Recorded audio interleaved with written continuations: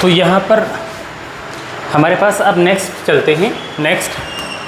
Next हमारे पास start होता है यूनिवर्सल इंडिकेटर्स। आपने इंडिकेटर्स के बारे में पढ़ा था, अभी पीछे पेजेस पे हमने इंडिकेटर्स के बारे में पढ़ा था। तो अब हम जानने हैं universal indicators. It is mixture of several indicators. ये सेवरल इंडिकेटर्स का मिक्सचर होता है। आगे कहा it shows different colour at different concentration of H+ ion in the solution. एक बात ये है कि ये अपने कलर को चेंज करता है, अपने कलर को चेंज करता है। कैसे चेंज करता है, चलो देखते हैं। इन्होंने बताया है it shows different colour at different concentration, यानी अलग अलग कंसंट्रेशन।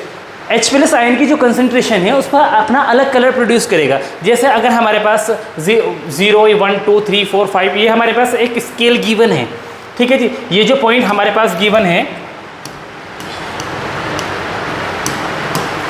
ये जो पॉइंट हमारे पास 7 नंबर पे गिवन है, यहाँ पर जो भी होएगा, अगर हमारे पास pH वैल्यू 7 है तो समझ लेना कि हमारा सॉल्यूशन कैसा है, न्यूट्रल है। न्यूट्रल ऐसा जैसे पानी, ना कोई फीका है, ना मीठा है, ना कड़वा है, ना कैसा भी नहीं है, वो न्यूट्रल है, कलरलेस है, राइट। अगर हमारे पास 7 से लेफ्ट जाएंगे तो हमारा सॉल्यूशन एसिडिक होगा, 7 से राइट जाएंगे तो हमारा सॉल्यूशन जो होगा बेसिक नेचर का होगा, राइट। ये आपकी बुक में भी गिवन है, आप अच्छे से इसको पढ़ लीजिएगा। नेक्स्ट आगे बढ़ते हैं।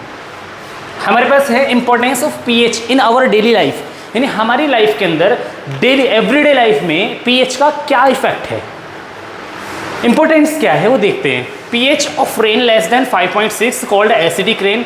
देखिएगा एसिड रेन कहलाती है, एसिडिक रेन भी कहते हैं। जब बारिश के पानी का pH वैल्यू 5.6 से कम हो जाए तो वो एसिडिक रेन कहलाती है। इसलिए कहते हैं साल की शुरू की बारिश जो होती है वो एसिडिक होती है और उसमें नहाना नहीं चाहिए, हम लोग को भीगना नहीं चाहिए वरना बुखार आ जाता है और भी बीमारी लग जाती है। नेक्स्ट पॉइंट है our body work between pH 7 to 7.8। हमारी जो बॉडी वर्क करती है, ह्यूमन बॉडी जो वर्क करती है 7 से 7.8, 7 to 7.8 के बीच pH वैल्यू पर काम करती है। इससे कम होगा तो भी दिक्कत, बढ़ेगा तो भी दिक्कत, राइट। आगे है tooth decay starts when pH our mouth less than 5.5। अगर हमारे मुंह का pH वैल्यू 5.5 से कम हो जाए तो हमारे दांतों में रोग लगने शुरू हो जाते हैं। डॉक्टर कहते हैं कि भाई दांत खराब होने लगे, कीड़े लगने लगे। सो ये pH का इफेक्ट होता है। आगे देखते हैं। Plants need specific pH for their healthy growth. Plant को ग्रोथ करने के लिए भी एक बेहतरीन pH की, एक स्पेसिफिक pH की नीड होती है, ठीक है ना। सेल्फ डिफेंस बाय एनिमल्स, ये हमारे पास एनिमल्स से भी सेल्फ डिफेंस करता है। जैसे हमारे पास मधुमक्खी काट लेती है तो उसका भी एक बड़ा चिड़चिड़ाहट सा लगता है, जलन होता है। क्योंकि अगर किसी मधुमक्खी ने हमको काटा, हमको किसी ने मधुमक्खी ने डंक किया तो डेफिनेटली हमको चिड़चिड़ाहट लगेगा, मतलब एक जलन सी महसूस होगी। उसके अंदर एसिडिक नेचर का डंक होता है, वो जलता है। वो कैसा होता है उसके बारे में भी जानेंगे। आगे देखते हैं। हमारे पास नेक्स्ट है सॉल्ट। अच्छा, इंपॉर्टेंट चीज़ है सॉल्ट इंपॉर्टेंट चीज़ है, ज़रा ध्यान से समझेंगे। It is ionic compound formed by the neutralisation reaction. ये सोल्ट जो है ये आयनिक कंपाउंड होते हैं, ये न्यूट्रलाइजेशन रिएक्शन के थ्रू बनते हैं। बेस प्लस एसिड रिएक्शन करेगा तो डेफिनेटली न्यूट्रलाइजेशन रिएक्शन होगी। And what is neutralisation reaction? आपने अभी पीछे पढ़ा कि न्यूट्रलाइजेशन वो रिएक्शन होती है जब एसिड और बेस रिएक्ट करते हैं और वो अपना प्रोडक्ट प्रोड्यूस करते हैं, सॉल्ट प्लस H2O। तो इस तरह के रिएक्शन को न्यूट्रलाइजेशन रिएक्शन कहते हैं। तो वही बात यहाँ बताई गई है। It is ionic compound formed by neutralisation reaction. ये एक ऐसा कंपाउंड है, किसके द्वारा बनता है, किसके थ्रू बनता है, न्यूट्रलाइजेशन रिएक्शन के। आप इसको नोट कर लेंगे। बेस प्लस एसिड रिएक्ट करेंगे, सॉल्ट प्लस वाटर प्रोड्यूस करेंगे, राइट। देखते हैं कौन कौन से हैं। देखिए, chemical form salt, chemical from salt, यानी सॉल्ट से केमिकल कैसे बनते हैं। हमें 5 चीज़ें पढ़नी है, इंपॉर्टेंट चीज़ें 5। सबसे पहले सोडियम हाइड्रोक्साइड NaOH, इसका फॉर्मूला होता है। नेक्स्ट है bleaching powder, sodium hydroxide. Next है हमारे पास ब्लीचिंग पाउडर। उसके बाद हमारे पास बेकिंग सोडा NaHCO3, ये हमारे पास ध्यान रखना। वॉशिंग सोडा Na2CO3 × 10H2O, इसके मॉलिक्यूल 10 वाटर मॉलिक्यूल्स है इसके साथ। Plaster of Paris CaSO4 format ध्यान रखना, आगे चेंज करेंगे इसको, CaSO4 × 2H2O, देखेंगे उसको आगे। नेक्स्ट हमारे पास है सोडियम हाइड्रोक्साइड। सोडियम हाइड्रोक्साइड का हमारे पास फॉर्मूला जैसे कि हमने जाना था NaOH होता है, राइट। NaOH हमारे पास फॉर्मूला होता है when electricity pass through an aqueous solution of NaCl, यानी हमारे पास NaCl है, ये फॉर्मूला है हमारे पास NaCl।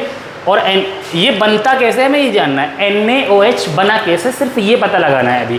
तो हमारे पास हमने क्या कहा, NaCl का सॉल्यूशन लेना है और उसमें इलेक्ट्रिसिटी पास करनी है, उसके अंदर इलेक्ट्रिसिटी डाल देनी है, वाटर तो ऐड होएगा इसमें, it decompose to form NaOH। तो वाटर जब सॉल्यूशन है तो वाटर ऐड होएगा सॉल्यूशन में। तो यह क्या किया इसने, NaOH लेके बाहर हो गया, NaOH Cl2 और हाइड्रोजन गैस बाहर निकल गई, राइट। जब हमारे पास कोई कंटेनर में हमने NaCl का सॉल्यूशन लिया, राइट, नमक है हमारे पास, उसके अंदर वाटर डालेंगे तभी सॉल्यूशन बनेगा। तो जब ये वाटर के साथ इलेक्ट्रिसिटी पास करते हैं तो ये डिकम्पोज होता है, डिकम्पोज होकर NaOH अलग बच जाता है और एक जगह Cl2 और दूसरी जगह H2, ये दोनों फॉर्मेट हमारे पास बनते हैं, ठीक है जी। ध्यान रखना, when electricity pass through an aqueous solution, जब एक्वस सॉल्यूशन यानी NaCl के एक्वस सॉल्यूशन में इलेक्ट्रिसिटी को पास किया जाता है तो क्या हो जाता है, डिकम्पोज हो जाता है। डिकम्पोज होने के बाद NaOH प्लस Cl2 और H2O बनाता है, जो कि आप देख सकते हैं, राइट। आगे बढ़ते हैं, जो हमने अभी पढ़ा सोडियम हाइड्रोक्साइड NaOH, उसका यूजेस क्या हैं वो यूज़ पढ़ने हैं। बन तो गया वो, यानी सोडियम NaCl के एक्वस सॉल्यूशन में इलेक्ट्रिसिटी पास करने से NaOH बन गया, Cl2 बाहर निकल गई और हाइड्रोजन बाहर निकल गई।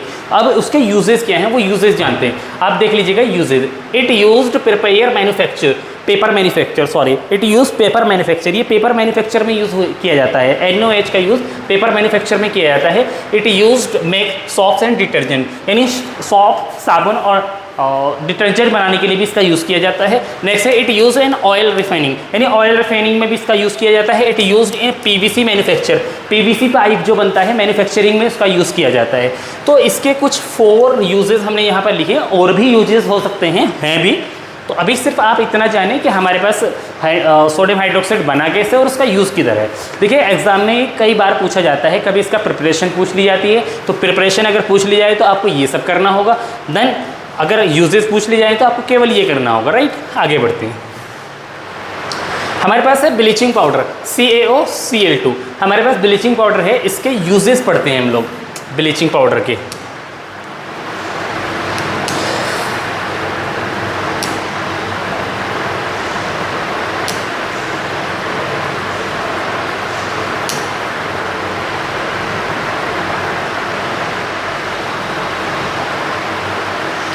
ये हमारे पास सोडियम हाइड्रोक्साइड हो गया, ब्लीचिंग पाउडर देखना है।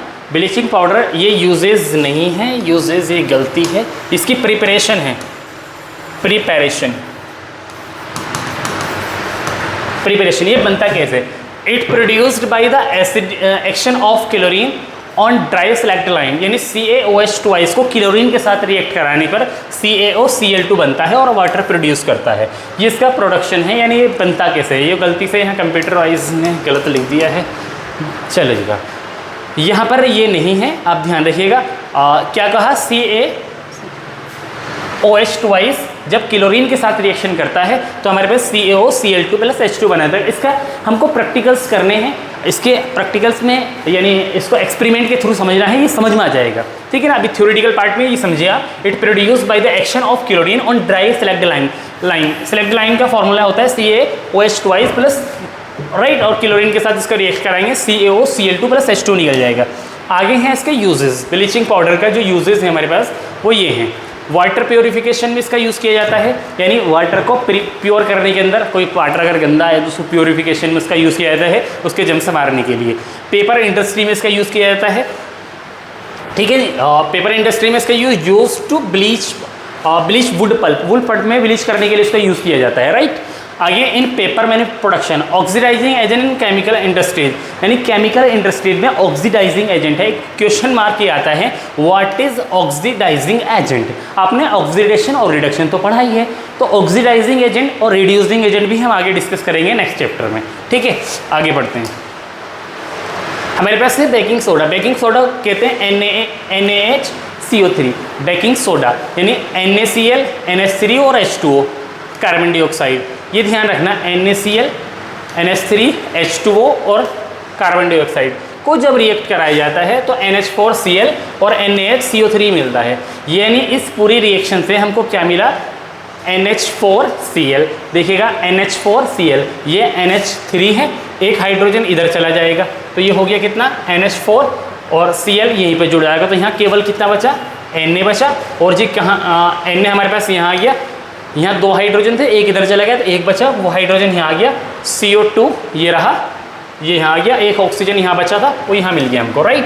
ध्यान से देख लेंगे इस रिएक्शन को, NaCl प्लस NH3, तो NH3 हमको NH4 बनाना है, तो एक हाइड्रोजन इससे ले लेंगे, तो ये कितना बन गया, NH3 में बन जाएगा तो NH4 हो जाएगा, NH4 हमारे पास बन गया, और फिर Cl इसके साथ जुड़ गया, तो यहाँ पर अकेला क्या बचा, सोडियम बचा, यानी Na बचा, और यहाँ पर कुछ भी नहीं बचा, यहाँ पर एक H बचा, तो NaH, राइट, और ये ऑक्सीजन इसके साथ ऐड हो गया यहाँ पर, तो ये ऑक्सीजन 2 थे, 3 हो गया, तो NaHCO3 ये यहाँ पर बन गया, NaHCO3, इंपॉर्टेंट रिएक्शन है।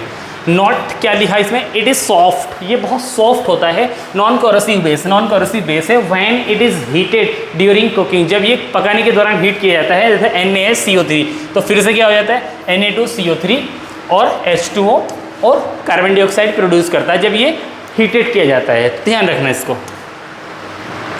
इसके यूजेस क्या हैं, use to relieve acidity and indigestion, digestion indigestion दोनों चीज़ें हैं, तो इंडाइजेशन में इसका एसिडिटी के लिए यूज़ किया जाता है, यूज इन फायर एक्सटिंग्विशर, यानी जो फायर एक्सटिंग्विशर होता है उसमें यूज़ किया जाता है, right. For making baking powder, baking powder में इसका अच्छा इस्तेमाल किया जाता है, बेकिंग पाउडर में, यानी baking soda plus tartaric acid के साथ यूज़ करके, baking soda use in breads and cakes and make soft and spongy, जो ब्रेड के अंदर डाला जाता है, जो ब्रेड के अंदर सोडा डाला जाता है वो यही होता है, ताकि उसको फुला दे और स्पंजी टाइप बनाए उसको, राइट। नेक्स्ट हमारे पास है washing soda, Na2CO3 into 10H2O, ये बात हमने करी थी। Recrystallisation of sodium carbonate, recrystallisation of sodium carbonate gives washing soda, it is basic salt, यानी इसको रिक्रिस्टलाइजेशन को, यानी सोडियम कार्बोनेट को, सोडियम बाइकार्बोनेट हो या सोडियम कार्बोनेट को रिक्रिस्टलाइजेशन करने के बाद NaHCO3 प्लस 10H2O, तो क्या बन जाता है, Na2CO3 इंटू 10H2O, ये इसमें जुड़ जाता है, बस कुछ नहीं हो रहा, ध्यान लगा लीजिएगा, Na2CO3 into 10H2O, oh shit, यहाँ पर सोडियम HO, सोडियम कार्बोनेट लेना है, सोडियम बाइकार्बोनेट नहीं लेना है, सोडियम कार्बोनेट लेना है, सोडियम बाइकार्बोनेट नहीं लेना है, यानी Na2CO3 प्लस 10H2O, तो ये बन जाएगा Na2CO3 इंटू 10H2O, ध्यान रखना। ओके, आगे बढ़ते हैं। इसके यूजेस क्या होंगे, removing hardness of water, water की हार्डनेस कम करने के लिए इसका यूज़ किया जाता है वॉशिंग सोडा का। और जी अभी आप ऑयल लगा लें अपने वाटर, अपने क्लॉथ पर, कपड़े पर या हाथ पर ऑयल लगा लें, तो आपके पास पानी काम नहीं करेगा, पानी नहीं रुकेगा, बट उसको अगर आप साबुन की मदद से धोना चाहें तो इस ईजिली, आसानी के साथ धो सकते हैं आप इसको। Removing hardness of water, soft and paper industries में भी यूज़ किया जाता है, use in cleaning agent in houses, यानी घरों के अंदर जो क्लीनिंग एजेंट के रूप में यूज़ किया जाता है वो यही होता है, राइट। नेक्स्ट हमारे पास और लास्ट है but not least, plaster of Paris, CaSO4 into half H2O, ये ध्यान रखना। वैन हीटिंग जिप्सम, यानी जिप्सम हमारे पास CaSO4 इंटू 2H2O होता है, CaSO4 into 2H2O at 100 degree Celsius, जब जिप्सम को 100 डिग्री सेल्सियस पर गर्म किया जाता है, it loses water molecules and becomes POP, यानी प्लास्टर ऑफ पेरिस, पॉप बना देता है, right. It is a white powder on meaning in which is the water it changes in gypsum, यानी देखिएगा CaSO4 इंटू हाफ H2O हमारे पास है, CaSO4 into half H2O, CaSO4 into half H2O, और हमने 1.5 H2O यहाँ पर ले लिया, तो CaSO4 इंटू 2H2O बन जाएगा, CaSO4 इंटू 2H2O, राइट जी। आगे बढ़ते हैं। प्लास्टर ऑफ पेरिस में हमने देखा इसके यूजेस क्या हैं, using to support fracture bones, यानी किसी की हड्डी टूट जाए तो डॉक्टर उस पर प्लास्टर कर देते हैं, तो वही प्लास्टर ऑफ पेरिस ही होता है। नेक्स्ट, फॉर मेकिंग टॉयज़, खिलौने बनाने के लिए इसका इस्तेमाल किया जाता है। फॉर मेकिंग सरफेस स्मूथ, यानी जो हमारे घरों के अंदर दीवारें होती हैं, वॉल्स होती हैं, उसको स्मूथ बनाने के लिए उस पर पुट्टी की जाती है ना, सीलिंग्स वगैरह, तो ये सब ये प्लास्टर ऑफ पेरिस की बात थी। तो ये आपका पूरा चैप्टर का थियोरेटिकल पार्ट हो गया। इसके आप NCERT क्वेश्चन देखेंगे, और भी कुछ इसमें देखना बाकी है, प्रैक्टिकल्स इसमें बाकी हैं। सो उम्मीद है कि ये क्लासेस आपको समझ में आई हो। All the best, thank you everyone, thank you.